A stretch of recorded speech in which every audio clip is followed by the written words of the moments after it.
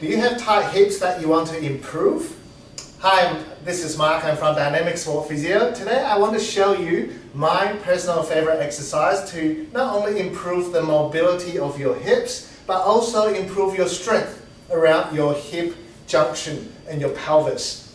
Now this exercise, first we want to get into our 4-point kneeling position. So 4-point kneeling is when you have your wrist right underneath your shoulders and your knees directly underneath your knee joints.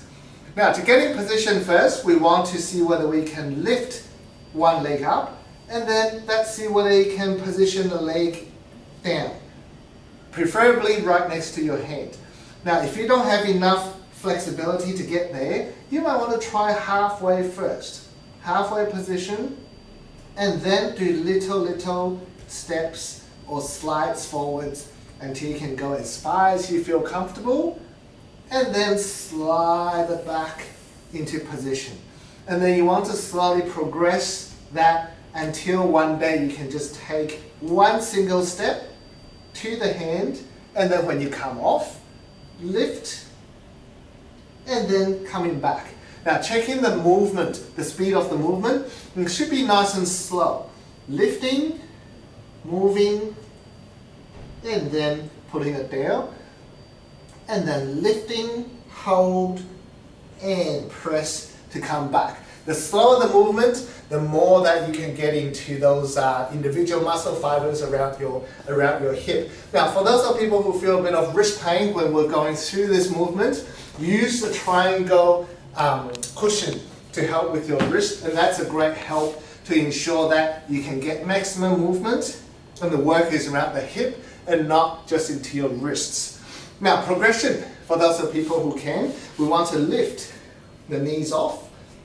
We want to bring ourselves into your knee off position, and from here, same thing, lifting and stepping.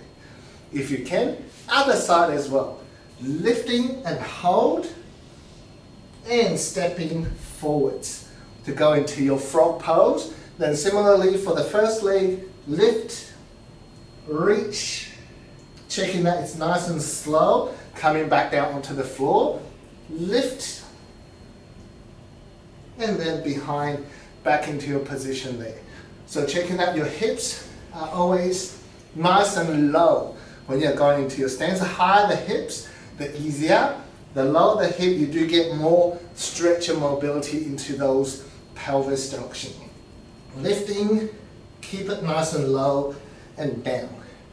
And the return action, lifting, back,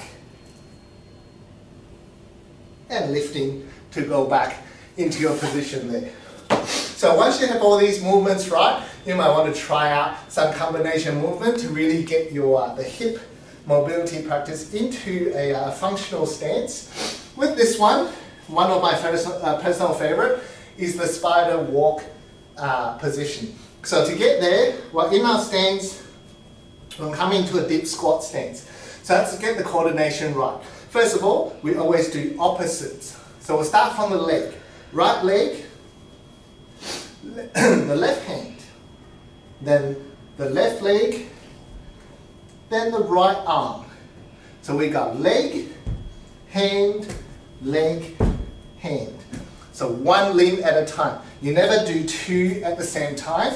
We want to do just one at a time. So going through that again, we're in our position, leg, arm, keeping my hip nice and low, leg, arm, leg, and arm, leg, and arm.